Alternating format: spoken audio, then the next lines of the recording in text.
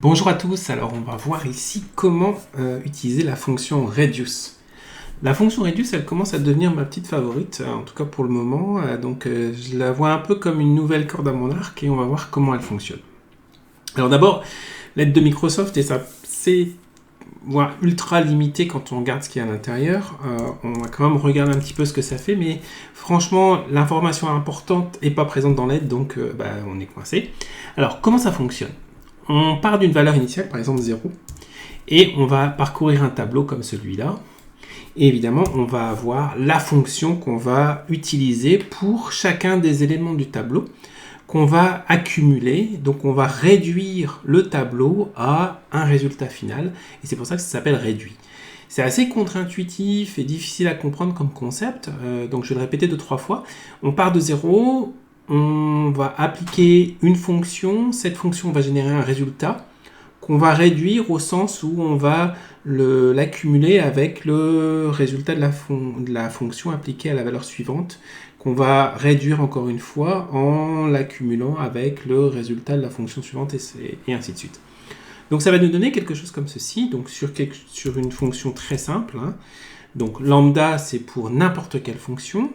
Si on se réfère à l'aide, on a l'accumulateur, puis la valeur qu'on va utiliser, et enfin la fonction elle-même. Donc par exemple, si je mets aq plus val, comme ceci, j'appuie sur entrée, et on va se retrouver avec 6. Pourquoi 6 ? C'est assez évident. On part de 0, plus 1, plus 2, 3, plus 3, 6. C'est comme ça qu'on y arrive. Alors, déjà, intuitivement, c'est pas hyper simple à comprendre, mais on voit même pas l'utilité dans un cas comme ça, puisque, on va faire juste la somme, c'est pas très compliqué de tout ça, et puis on est tranquille. Alors, pourquoi reduce est très important et pourquoi on la voit appliquée de plus en plus ? Alors, la fonction reduce, elle peut être appliquée dans le cadre où on n'arrive pas à recopier vers le bas ou à propager une fonction, et donc on peut l'accumuler avec assemble verticale.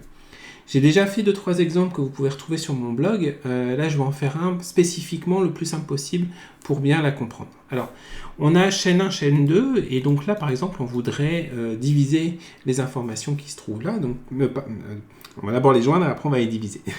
Donc, on va avoir C1 et C2, comme ceci. On va mettre ça, et on va prendre un séparateur, et ceci. Voilà, j'aurais pu utiliser joindre texte aussi, c'est pareil. Maintenant, ce que je veux faire, c'est réussir à séparer ça en une seule formule qui va se propager vers le bas. Alors, il y a une fonction extrêmement intéressante qui s'appelle fractionner texte, qui fonctionne bien, donc comme ceci, point virgule, le fractionnement, et là on a bien le résultat qui nous intéresse, je peux recopier vers le bas, et ça fonctionne assez bien. Le problème, c'est quand je vais rajouter d et puis, mettons, x, voilà, eh bien, ça n'est pas recopié vers le bas, et cette fonction, qui était très bien au départ, ne fonctionne pas. Alors, on va se dire, pas de souci, on va utiliser une autre fonction que j'aime beaucoup, qui s'appelle byrow, et malheureusement, byrow ne va pas fonctionner dans ce cadre-là. En principe, on aurait dû faire byrow ceci, point virgule, la lambda, la ligne, ou row, point virgule, je fractionne le texte, et là, pour chaque ligne, eh bien, je vais retourner ça. Et là, il y a des discussions sur Internet pour les raisons pour lesquelles ça ne fonctionne pas. Alors, je dois manquer un paramètre. Fractionner texte. Ouvrir la parenthèse, c'est mieux, comme ceci. Et je ferme ma parenthèse à la fin. Et je me retrouve avec un calque qui était attendu, qui ne fonctionne pas. A priori, c'est parce qu'on va utiliser dans byrow, on va retourner ici quelque chose qui n'est pas une valeur, et on retourne plusieurs informations, et donc ça mélange complètement byrow. À la base de ça, on va devoir spécifier qu'est-ce qu'on veut faire des informations, et c'est là où on retourne sur reduce. Alors, on est reparti de 0, j'y vais pas à pas. On repart de reduce. La valeur initiale, on n'a pas grand-chose à faire, on va la laisser tomber après. Point virgule, le tableau, c'est le tableau qu'on va avoir ici. Alors, vous voyez que j'ai formaté sous forme de tableau, ce qui va nous permettre d'avoir une formule complètement dynamique et qui va suivre l'ajout d'informations dans le tableau, ce qui est extrêmement pratique. Point virgule. On va avoir la lambda, comme ceci, parenthèse. Et on va aller mettre ici donc le premier paramètre qui est l'accumulateur, le deuxième qui est la valeur, et finalement la fonction qu'on veut utiliser. Alors, comme on l'a vu, cette fonction-là, eh bien, d'entrée, ça va être la fonction fractionner texte. Et on va utiliser quoi? Ça va être la valeur qu'on va fractionner en fonction de ceci. Alors, dans Reduce, si je fais ça ici, ça ne devrait pas fonctionner. Ça ne nous renvoie que dx, qui est en fait la dernière, puisque, si on regarde un petit peu ce qui s'est passé, fractionner texte ici, eh bien, ne s'applique qu'à la valeur, et elle est réduite à chaque fois. Comme l'accumulateur est vide, puisque l'accumulateur ne revient pas à l'intérieur, eh bien, la dernière valeur qu'on va lui donner, ça va être juste la fraction de texte du dernier élément. C'est pas ce qu'on veut. Ce qu'on veut, c'est avoir la première valeur, puis la deuxième, puis la troisième, puis la quatrième. Et donc, pour ça, on va utiliser un assemble vertical. Donc, on va assembler verticalement quoi? L'accumulateur avec le résultat de la fraction qu'on a là. Et donc, on se retrouve avec quelque chose qui est presque parfait. On est donc arrivé à ceci. Là, c'est pas mal, mais ce qui serait intéressant, c'est de ne pas avoir ça. Ou alors, on reproduit les titres qu'on a au-dessus. Ça pourrait être encore une possibilité, pardon. Donc ici, ce qu'on va faire, c'est qu'on va simplement prendre ou exclure la première ligne, 0,1, et donc on se retrouve avec exactement les valeurs qui nous intéressent. Pourquoi je dois exclure? Parce que je démarre avec une valeur de départ. Si j'avais des titres qui étaient très précis, je pourrais aussi rajouter les titres ici sous forme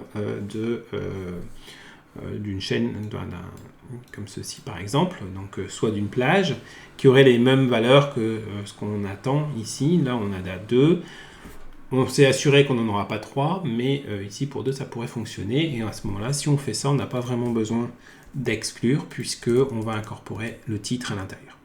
Alors, en fonction de ce que vous avez à faire, vous pouvez prendre l'un ou l'autre ou les deux, donc là il y a beaucoup de possibilités. Bien. Donc, ça c'est pas mal du tout. Je vais enlever ceci. Je retourne sur exclure ici. Et finalement, je vais exclure la première ligne pour arriver au bon résultat tel qu'on l'avait en tête. Voilà, donc ça nous donne une bonne compréhension de comment cette fonction est mise en place. Donc encore une fois, je pars d'une valeur, je vais parcourir tout ceci. À chaque fois que je le parcours, je vais avoir un accumulateur et la valeur en cours. Je vais assembler verticalement l'accumulateur. Donc au premier parcours, eh bien, ça va être juste les guillemets. Au premier élément, pardon, ou juste avant l'élément, puisqu'on démarre de ça. Au premier élément, il va prendre le résultat de fractionner texte, pardon, de A à Z en fonction de la barre de fraction. Donc ça nous retourne AZ sous forme d'un tableau, donc d'une formule propagée de 2 colonnes et de une ligne, comme on l'a là. Et ça, on va l'assembler verticalement avec le résultat précédent. Et on continue, et à chaque fois, on va assembler verticalement avec le résultat précédent. Ce qui fait qu'on se retrouve avec ce qu'on a ici. Voilà, donc ça fait un petit tour d'horizon de ce qu'on peut faire avec. On peut aller bien sûr beaucoup plus loin, puisqu'on pourrait assembler verticalement plusieurs lignes les unes à la suite des autres. Donc c'est une approche qui est assez sympathique.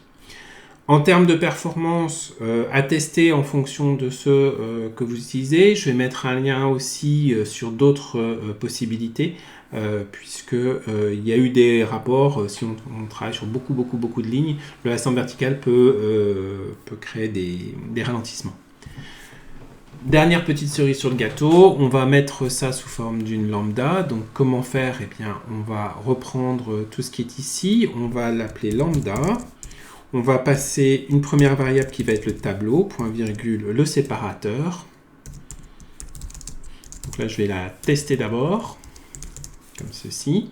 Et ensuite, dans le tableau, eh bien, ça va être ceci. Et le séparateur, ça va être ceci. Voilà. Je m'assure que ça fonctionne. Je ferme ma parenthèse, j'ouvre, je récupère mon tableau. Et ceci, on devrait avoir exactement le même résultat, ce qui est le cas. On n'a plus qu'à la passer en lambda. On va reprendre donc du égal jusque ici. CTRL-C échappe. Je retourne dans formule, gestionnaire de nom. Je vais faire nouveau. Et on va l'appeler L, fractionner texte. fais juste ma nomenclature, je vais rester en majuscule.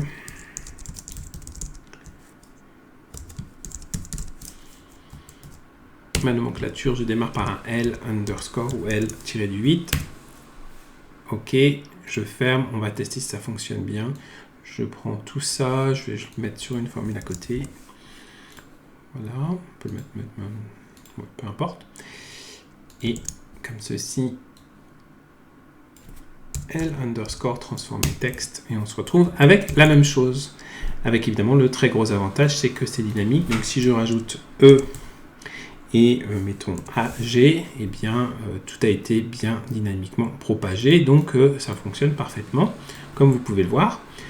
Au passage, vous avez vu que j'ai Excel Lab qui était ajouté, donc ça peut être assez pratique si vous avez à éditer des lambdas. Donc ici par exemple, je peux éditer la lambda comme ceci, et Excel Lab, vous allez le retrouver dans Développeur. Alors, je crois que c'est complément ici, si je ne me trompe pas.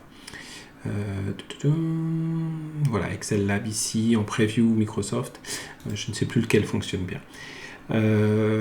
Voilà, malheureusement il est en anglais, je ne crois pas qu'il soit disponible en français, mais en tout cas c'est intéressant. Ne pas oublier d'appuyer sur le petit bouton d'enregistrement pour que ça se répertorie. Et là vous avez une mise en forme qui est sympathique avec les arguments qu'on a rentrés pour le tableau et le séparateur. Voilà. Je pense que ça fait le tour et je vous remercie pour votre attention. À bientôt.